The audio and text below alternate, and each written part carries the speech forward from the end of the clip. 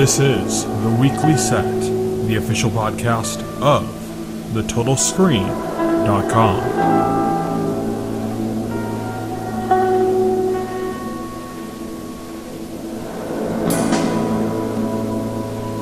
Episode 173, recorded September 14th, 2018.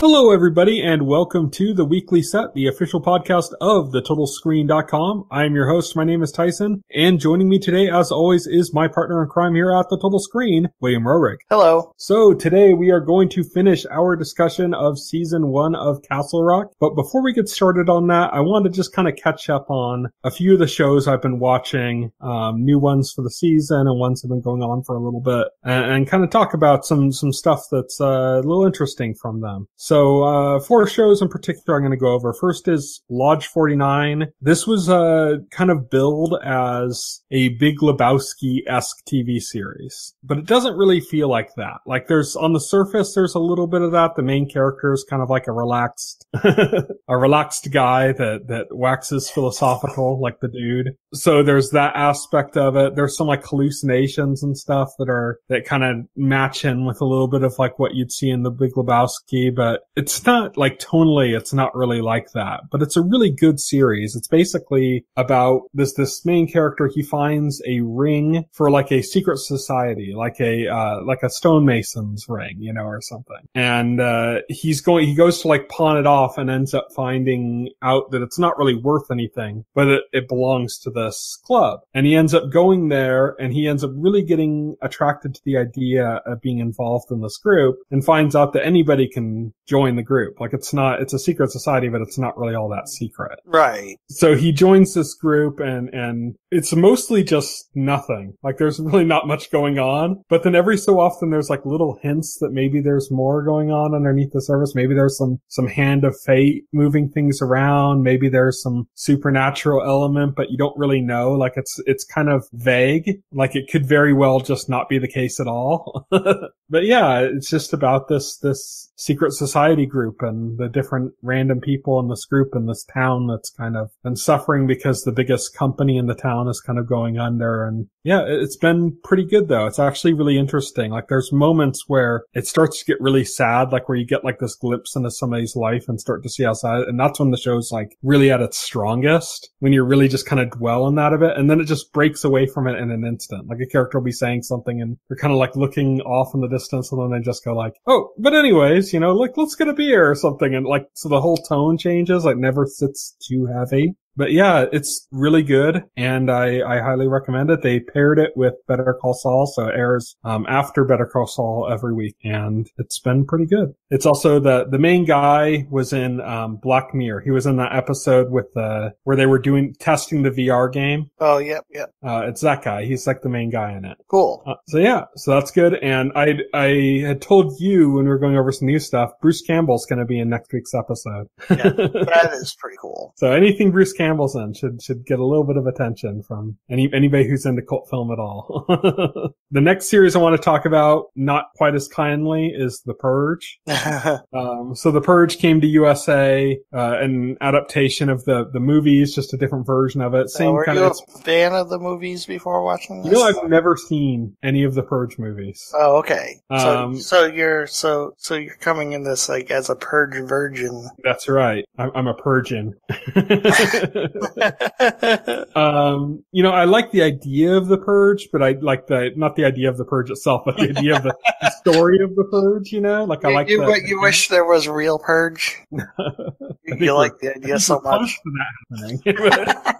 No, I like the idea of the story of the Purge, like the gimmick. Right. I think that's kind of a cool gimmick, and it doesn't make a lot of sense, and that becomes much clearer when you're watching it as a TV series than as a movie, because it's not just action to action, like scene after scene. It's a TV series, so they have to dwell on things, and the second you do that, you start to see how the hinges aren't quite as well placed, Right. Like certain things just don't make sense. Like somebody will do something and you're like, okay, okay, well, yeah, they have the purge once a year, but like, you know, like, is that really going to stop somebody from doing something outside of the purge? Like, is somebody like not going to kill somebody 2 minutes before the purge starts because then they can be arrested when there's nobody nearby and it would just be attributed as part of the purge? You know, it's kind of ridiculous, and all that kind of stuff starts to fall apart in the show. Right. The show is also like, it's just kind of corny the way it's put together. Well, the premise kind of invites a lot of plot holes, right? Yeah,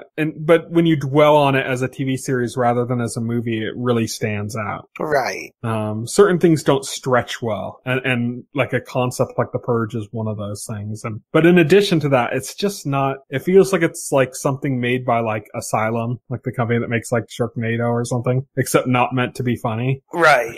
It just kind of has that real like low production value, bad acting, you know, like overly dramatic, takes itself too seriously kind of thing going on. And yeah, it's just not good. I gave it a few episodes and was just like, this is just not good. And then even like the violence, like they play it on the idea of the violence, and most of the violence, it just cuts away and you don't even see it. So it's like, at that point, it's like, well, then what does this even exist for?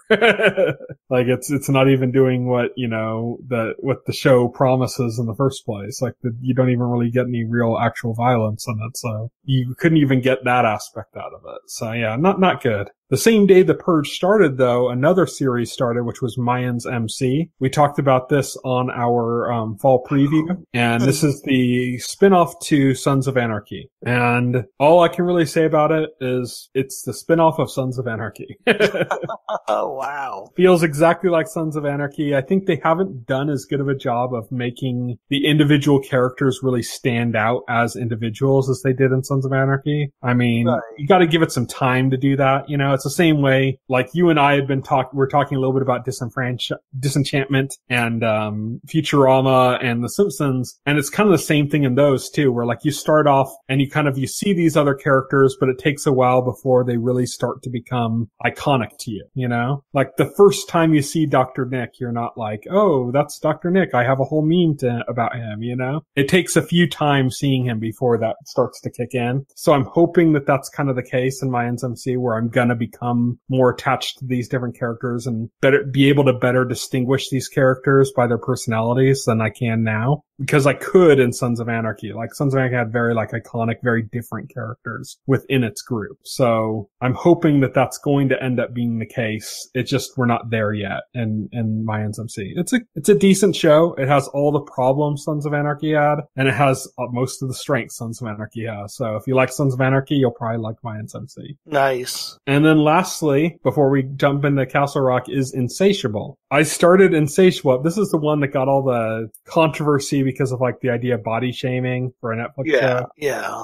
So I started watching this because I was hanging out with my mom and we were working on something, and she was really stressed out. She's like, I need something on in the background. Just put on something that we're not going to care about. And we didn't have any shows on our DVR that I didn't necessarily care about. And I just saw Insatiable when I booted up Netflix, and I said, that works. If we don't like it, we don't like it. We just stop watching it. And if we do like it, then we'll start watching it. You know, it's no biggie. So I started up Insatiable.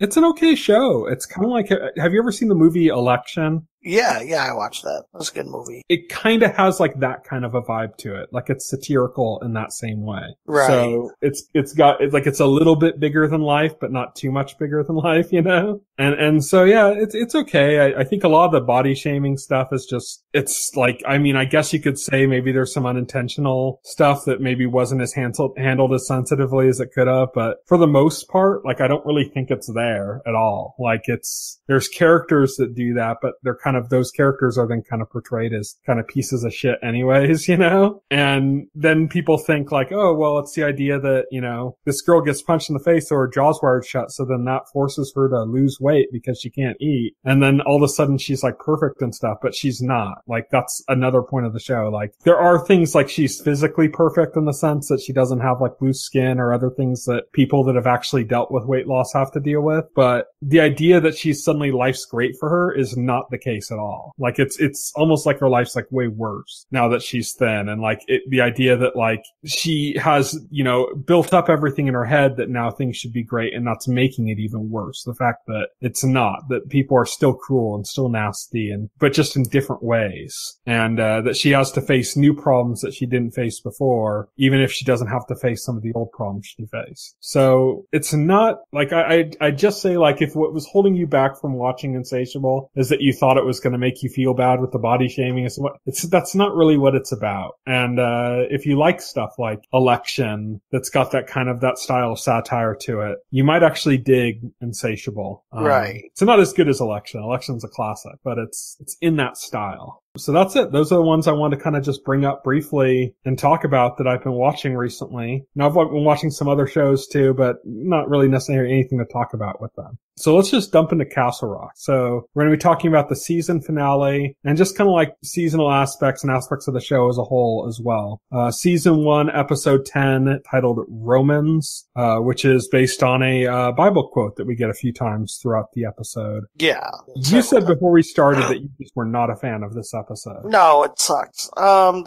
It totally like undoes like everything that they were working toward, that they were doing for the rest of the season. So like, first off, let's not break down the episode. Let's just kind of talk about our thoughts on it. Okay. So basically, so without breaking down the episode, let me say there's two theories now that come out. This broke the thing into two theories, and it's whether or not you believe the kid from episode 8. Is episode 9, where we get all the freaky shit, which is basically told from the kid to Molly, Yeah, probably the best episode in the series. Yeah, probably the best episode of the series, but now you're faced with, is that episode a lie? Is it true or is it bullshit? Yeah. Is it bullshit? And this is the question posed by this episode, and it very much looks like it's bullshit. Yeah, I kind of, you get the same feeling, just the way the kid is acting throughout it. Like, once he's kind of called on it, and once kind of his plans go awry, like, the way he's acting about it and stuff seems to heavily imply that it's bullshit, which is really disappointing because it was such a fascinating twist. Yeah, I really love that twist. It was fascinating. It explained a lot about what was going on, and so the fact that they went back on that, and like, if you buy that the kid was lying about that story, then all the stuff that I explained goes back to being unexplained. Yeah. And that frustrates the hell out of me. I mean, I'm all for a little bit of vagueness in the story and stuff, but only when it works. Like, when it's just frustration and there's nothing satisfying in the conclusion. Yeah, there's nothing satisfying. Like, the conclusion is, like, you're full circle from where we began. Yeah, kid's back in the cage. and not only are you full circle, but you're full circle with, like, no answers to anything. Yeah. And it's just, it's playing on the idea of like, well, was this really the case or was it not? Like, and that's kind of what it's playing on, but it's not really intriguing at that point because it leans so heavily in one direction that, like that it leans so heavily in the direction that this so is many things. And the thing is, like, so many things in the series exist to set up the narrative of episode 9 that this was another Henry from another dimension, because all the stuff about, was it the shinny, the schisma, that's it. Yeah, the whole thing about like the schisma and like the ringing in Henry's ears and all the stuff about going into the woods and all that stuff is like, is only explained by the alternate reality thing. If the kid is just like some demon, then if the kid is like the devil, like they said, then that doesn't explain any of that. Then all of a sudden, all that stuff has absolutely nothing to do with the story. They even brought some loose ends back into the picture, and then still didn't give us any closure on them. Yeah, like Willie was back. They showed Odin being found, dead, and then Willie was there on the scene, and he was in the police station, and they brought this back, and then they give kind of like one clue as to Willie's motivations when he's telling Henry not to go into the forest, but that's it. Like, there's nothing to expand upon that at all. To do and for some reason, for whatever reason, he kills Otis. We don't even know why he killed Otis. Well, we don't even know if he killed Otis for sure. Regardless, we know that he blames it on Henry because he tells the cops that he saw Henry do it. Yeah. That's why they arrest him. So I think the implication strongly is that he did it. Well, what they say is the police say that he was a witness to Henry and Odin having a confrontation. Yeah. He doesn't say that he saw Henry kill him or anything. Well, no, but he, I mean, obviously. So that's even, like I said, implies that's left kind of frustratingly vague. Yeah, even that's like a bit vague. You're right. But even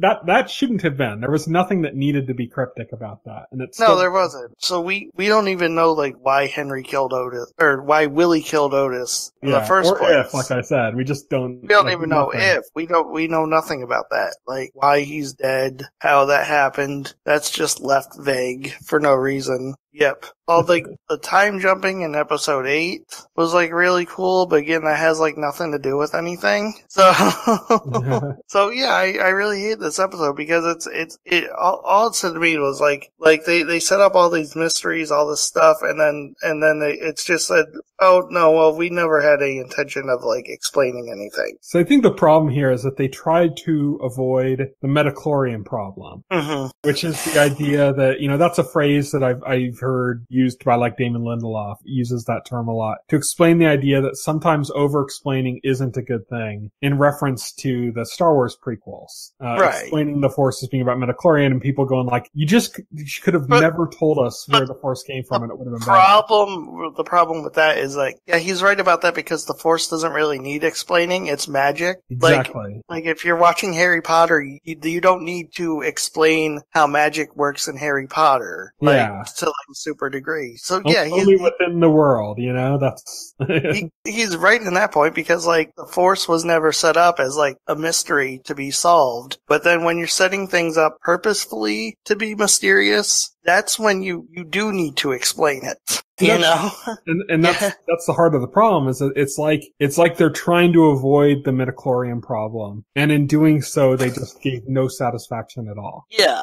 And that's like, that's the tightrope for a mystery show is like a lot of people criticize Lost for this. We've talked before about how we really like Lost. I think Lost is guilty of that to some extent. To some extent, but like, I think in a lot of ways, Lost. Not as badly as this. Not as badly as Toy. Because I really think like in the last season they really did go to great strides to explain everything, even if like all those explanations weren't like satisfactory or weren't like what people wanted or expected. At least like they made an honest effort to say, well, this is this and this is this. And I also think they did a pretty good job of like I think the problem here with what they're not explaining is you're not understanding character motivation. Right. And Lost, I don't think ever suffered that. Like Lost always made it clear by the end, like where a character's motivation was. You always knew. Yeah, you always knew what characters were thinking and doing in Lost. You might not understand why one metaphysical thing existed and another didn't, or some, like on a higher concept level, you might not understand all of that. That might not be explained to you, but like you'd know where characters were coming from. Right. And I think that's the problem here, is we didn't know where characters were coming from. And I'm not even just talking about the kid. Yeah.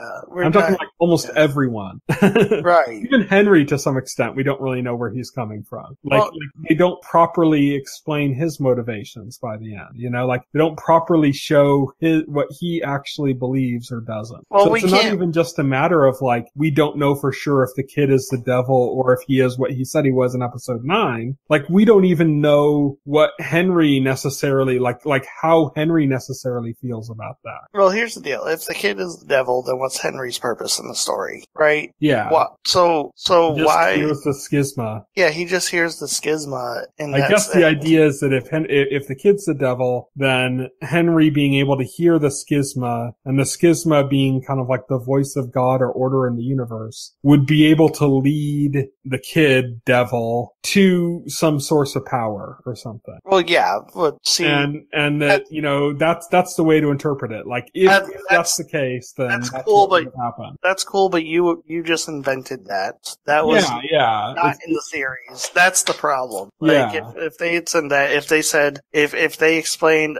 oh, like, the kid's the devil, and Henry has this connection to God, schisma, and so he needs Henry to go into the woods where it's loudest so that he can gain some kind of power. Like, if they explained that, then that would have gone a long way to help. But as it stands, they don't explain it, so you don't know. So you get this ending where the kid is the devil, so you're asking, why is the devil interested in Henry in the first place? He calls him, he summons him from Texas, for crying out loud. He obsesses over, like, Henry's house, like, his family, and doesn't seem to have a reason for that. Yeah, it's a lot of it just doesn't make sense, like, right. There's other options too, which is that maybe he is what he said he was in episode 9. Oh yeah. Because of all of that isolation, he's become twisted. Yeah, you could say that. Like maybe he. But that doesn't explain. A magnet for misfortune. But that doesn't. Like that, he's somehow also able to control it. Yeah, that doesn't really explain how he can control it. Like, coming from another world and getting locked up doesn't give you magic psychic powers, so. Well, that it could. That could be the implication, The problem is that this is never vocalized. It's never even properly hinted at. Like, I mean, there's enough that you can put a theory together for it, but it's never they never lead into it in a way that's more meaningful. The writers said, they want to set it up so that they want you to question whether Kid was lying or telling the truth at the end of it. See, that's fine, but then you have to at least let the character motivation stand more clearly. Right, exactly. And you can't, do what they did with making the kid seem so sketchy by the end. Like that takes away doubt in a lot of people. I think. Yeah, that takes away doubt. Yeah. You see the way he's acting. You see his kind of little smile at the end when he's taunting Henry. And all that kind of stuff kind of takes away the idea that that it's possibly that 9 is true. That's more of a confirmation than a question, Yeah. Yeah. Which is, it's funny because I've just been binge watching the most recent season of The Expanse that I'd fallen way behind on. And they did something similar where they put up a situation in which a character, he's been seeing these visions and he's being told to do this thing. It's without spoiling anything, he's told to close this circuit basically, and that he needs to do it. And there's people saying, don't do it. Don't make a move. We don't know what will happen if you do that. And then, so you have that same kind of idea of is he being lied to? Is he being manipulated? Or is he supposed to do this? Is this a fortunate thing or an unfortunate thing? And you get some kind of answers in that regard, but they did a much better job of really getting into the character motivations of why he would or wouldn't do it, why other people would be afraid of it. And I think that's what they failed to here, is they didn't give you proper motivation for why somebody would think it was a good idea or why somebody would think it was a bad idea. Right. They didn't do either. So what you end up with is just okay, this guy just prattled off some vague shit and, Right. And he seems super sketchy, so hard pass. And that's it. So to me, it's just poor writing to me. Yeah, it didn't come together well. I think and it's disappointing after the last episode too. I had an uneasy feeling throughout the series that they were setting a bunch of stuff up that they didn't have a resolution for. That's what made the last episode so good. Yeah. Because it was it explained everything. Even after we discussed this in the podcast last week, but even after that, I was searching through the episode to get screenshots so I could do the podcast art, and other things were popping through my mind as I was doing it. As I was looking for images, I started thinking oh, and remember when Henry's mom thought that he was the dad, thought the kid was the dad, and he knew how she liked her tea taken and all these rituals, and it's because it's the father used to do, but it's if the father, if they left the father and the kid is taking care of his mom, mom when she's in trouble, he's going to be doing those same things. He's going to draw her bath for her. He's going to make her tea for her. So all of that made sense. Also, the fact that she thought it was her husband because it's her son. Right, because he's he would be the biological son. Yeah, that's the point they make. There's so much in there that's predicated on the theory that episode 9 presents. Like so much is in the series that depends on episode 9, that to go back on that and say, oh no, he's actually the devil. See, what they would have had to have done is they would have had to, in episode 10, to do this right, they would have had to have presented an alternative theory. Right, yeah. Instead of just like, oh, but wait, he's creepy and he's smiling and he seems to like, revel in this kind of negative energy and stuff, and so that makes him seem bad. Instead of that, they should have created a legitimate alternate theory. Yeah, like, that's one thing it could be, but these clues could also point to this completely different thing. And if they had done that, then it would have been a debate in your head. You'd be watching going like, well, is it this or is it this? But instead it's like, well, is it this or is it not this? And you don't ever have not this isn't a thing. It's the absence of a thing. So that's what they didn't give us. They didn't give us that thing that should have been the not this answer. You know what I mean? Right. I'm just speaking weird now. No, I mean, I get what you're saying, like, but yeah, because like they say they left it ambiguous, but it wasn't really ambiguous when he was like purposefully murdering the entire police department, and then he drags Henry into the woods by gunpoint. Yeah. Henry gets, he just turns that weird flash where he was suddenly like a creature. Yeah. Oh yeah, like yeah. A frame. Yeah, for a frame, like he was a creature. Like the interview, they said that was him 300 years in the future. Okay, but he doesn't age. Yeah, I don't know. That's just what they said in the interview. But yeah, it's just it doesn't. Yeah, like, he doesn't.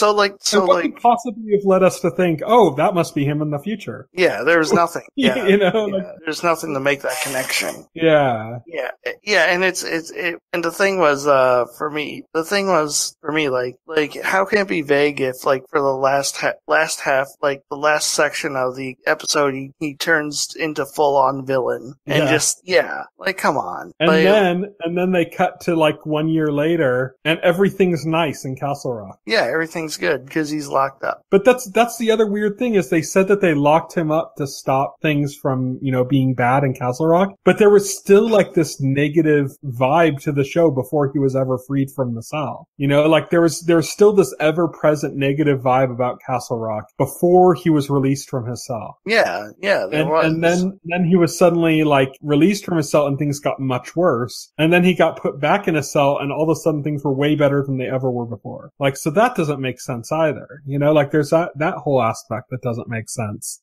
It's just weird. It makes it like, okay, well, then something's off here as well. Yeah, something's definitely off there as well. So, Did you watch the mid-credits scene? Because there was like a little mid-credits scene. Yeah, it set up, Jackie was going to like the hotel in The Shining to write her novel about her murdering, the hotel couple. Yeah, all work and no play makes Jackie a dull girl. Yeah, I don't know if that's just like something that they put in to be cute or if that's a genuine setup for season 2. I don't know. It could. I mean, that's the kind of thing you could do with a second season of a show like this where it's being billed as an anthology show, but kind of like still like each book still having some connection. So each season still having some connection. It would make sense that you could use some characters that were already in the season with continued continuity, but then where the focus is so different that like you don't have to address the things from the first season. Right. So like, Jackie, a relatively small character,